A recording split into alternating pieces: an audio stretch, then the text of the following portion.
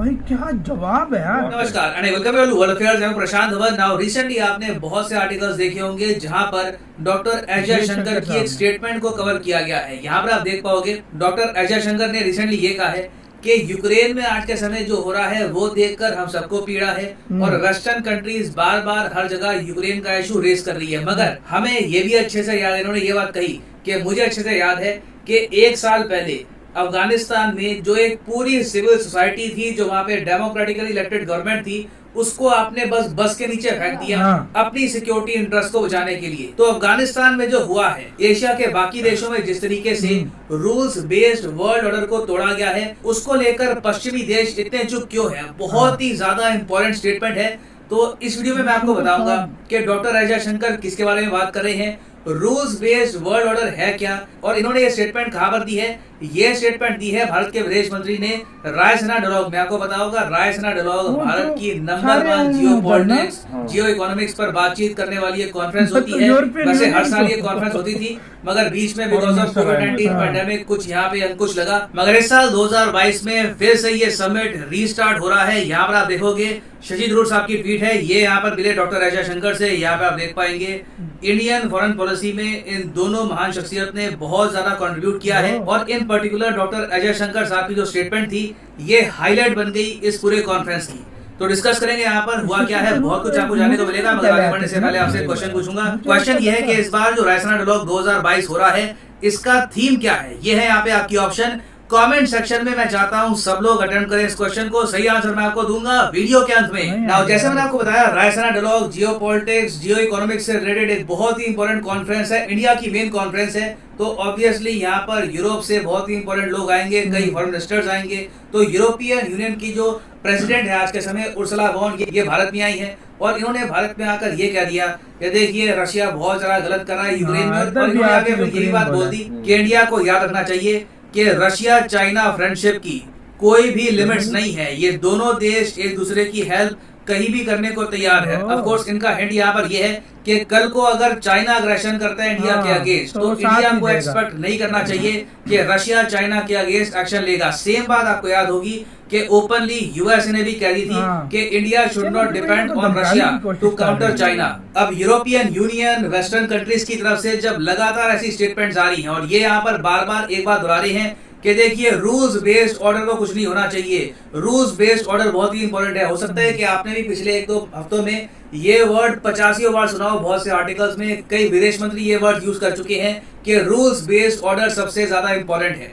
ना पहली बात तो यहाँ पर ये आती है कि रूल्स बेस्ड ऑर्डर है क्या। देखिए रूल्स बेस्ड ऑर्डर प्राइमरली बनाया था वेस्टर्न कंट्रीज ने वर्ल्ड वॉर 2 के बाद, और फिर जब कोल्ड वॉर खत्म हो गई तब इसको और ज्यादा स्ट्रेंथन किया गया। रूल्स बेस्ड ऑर्डर का देखिए कोई ऑफिशियल आपको आंसर मिलेगा नहीं, कुछ ऐसा नहीं है कि ये रूल्स बेस्ड ऑर्डर है ये आपको फॉलो करना है। जब हम बात करते हैं रूल्स बेस्ड ऑर्डर की, तब हम यहाँ पे ऑटोमेटिकली अज्यूम कर लेते हैं कि बेसिक जो प्रिंसिपल्स हैं इंटरनेशनल लॉ के ये फॉलो किए जाएंगे। मतलब कि किसी कंट्री पर बिना वजह वॉर नहीं होगी, इकोनॉमिक लिबरलिज्म होगा, मतलब कि आपस में ट्रेड किया जाएगा, पॉलिटिकल लिबरलिज्म होगा, मतलब कि डेमोक्रेसी को प्रमोट किया जाएगा, लिबरल इंटरनेशनलिज्म होगा, मतलब कि डेमोक्रेसीज आपस में बातचीत करके जो अपने इश्यूज हैं वो सुलझाएंगी। और इंटरेस्टिंग बात तो ये है कि रूल्स बेस्ड ऑर्डर को काफी बार कहा जाता है लिबरल इंटरनेशनल ऑर्डर LIO। और लिबरल इंटरनेशनल ऑर्डर को चैलेंज कौन सी कंट्रीज करेगी? ऑब्वियसली जो लिबरल नहीं है, जो अथॉरिटेरियन है, for example Russia, for example China. मगर जो ये लिबरल वर्ल्ड ऑर्डर है जिसको रूल्स बेस्ड ऑर्डर कहा जाता है काफी बार, ये ऐसा नहीं है कि यूक्रेन पे अटैक होने के बाद टूटा है। यहाँ पर आप देखोगे, इस पे आपको आर्टिकल मिलेगा कि ग्लोबल रूल्स बेस्ड ऑर्डर जो था ये अब लोगों को समझ में आ चुका है कि ये एक मिथ थी, वेस्टर्न कंट्रीज इसको प्रमोट करती थी, मगर कभी भी इस पर प्रॉपर्ली काम किया नहीं गया। यहाँ पर आप देख पाओगे वॉल स्ट्रीट जर्नल का एक और आर्टिकल है कि Ukraine war shows that rules based international order is a complete myth. और इसी बात को प्रॉपर्ली हाईलाइट किया है डॉक्टर एस जयशंकर साहब ने कि मैं उम्मीद करता हूँ कि यूक्रेन क्राइसिस से जो पश्चिमी देश है, प्राइमरली यूरोपियन यूनियन, ये जाग जाएगा और देखेगा कि जो इनका रूल्स बेस्ड ऑर्डर था ये बहुत लंबे समय से अंडर अटैक है, ना सिर्फ यूरोप में, इवन एशिया में।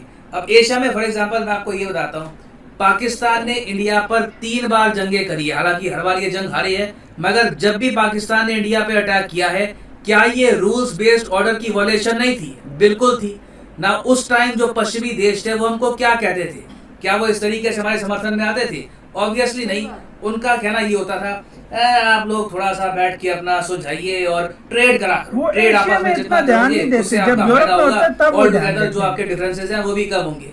तो ये जो बात है डॉक्टर अजय शंकर ने ओपनली रायसीना डायलॉग में बोल दी कि जब एशिया में रूल्स बेस्ड ऑर्डर टूटता है, जब अफगानिस्तान में तालिबान कब्जा कर लेता है, जब पाकिस्तान इंडिया पे अटैक करता है, तब तो हमको ये कहा जाता है कि ट्रेड इंप्रूव करो, इन्वेस्टमेंट्स इंप्रूव करो, हाँ उससे शायद थोड़ा बहुत फर्क पड़ेगा। और जिस तरीके से डॉक्टर अजय शंकर साहब ने ये बात बोली है, इट इज वेरी इंप्रेसिव। मैं चाहता हूँ इनकी जो ये वीडियो है ये आप देखें। And I'm very glad that you're sitting here in India because it would remind you that there are equally pressing issues in other parts of the world. I mentioned Afghanistan. I mentioned the challenges which we faced in Asia. And if I were to put those very challenges in terms of principles, I mean, when rules-based order was under challenge in Asia, the advice we got from Europe is do more trade. At least we're not giving you that advice. And in terms of Afghanistan, I mean, please show me which part of the rules-based order justified what the world did there. और देखिए European union की president के और देखिए European union के president के सामने ये बात ओपनली कहना कि अभी तो देखो आप इंडिया में आए हो ये कह करके देखो रशिया ने रूल्स बेस्ड ऑर्डर तोड़ दिया यूक्रेन में, मगर जब रूल्स बेस्ड ऑर्डर एशिया में बार बार तोड़ा जा रहा था तब आप कहाँ थे? तब आपने क्या स्टेटमेंट दी? तब तो आप ये कह रहे थे कि आपस में ट्रेड करके जो इशू है सुलझा लो। कम से कम हम आपको वो तो नहीं कह रहे, कम से कम इंडिया ये तो नहीं कह रहा कि जी यूक्रेन को ज्यादा ट्रेड करना चाहिए रशिया से, होपफुली दोनों कंट्रीज के रिलेशंस इंप्रूव हो जाएंगे। तो ये बहुत ज्यादा एक आप कह लीजिए क्रशिंग स्टेटमेंट दी है डॉक्टर अजय शंकर साहब ने।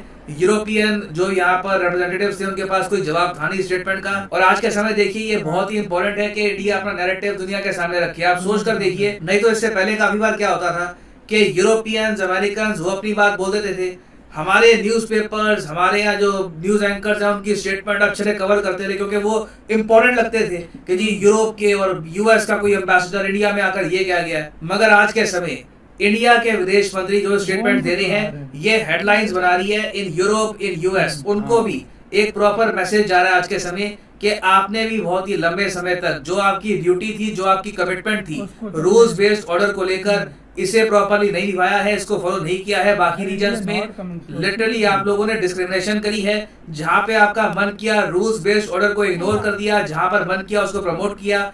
इस तरीके से एक पॉलिसी फॉलो नहीं की जाती। तो देखना अब यहाँ पर यह होगा कि इन द फ्यूचर मान लीजिए एशिया में जब रूल्स बेस्ड ऑर्डर पर कुछ प्रॉब्लम्स आती हैं, कुछ डेंजर आता है, उस वक्त यूरोपियन यूनियन वेस्टर्न कंट्रीज क्या कहेंगी। That will be very interesting to see, क्योंकि इंडिया ने तो यहाँ पर ओपनली बोल दिया है कि कहीं ना कहीं आपकी हिपोक्रेसी दिखती है। आपको ओवरऑल अपनी पॉलिसी हर रीजन के लिए इक्वल रखनी होगी, तभी लोग आपकी बात सुनेंगे, नहीं तो यूजुअली आपकी बात इग्नोर कर दी जाएगी।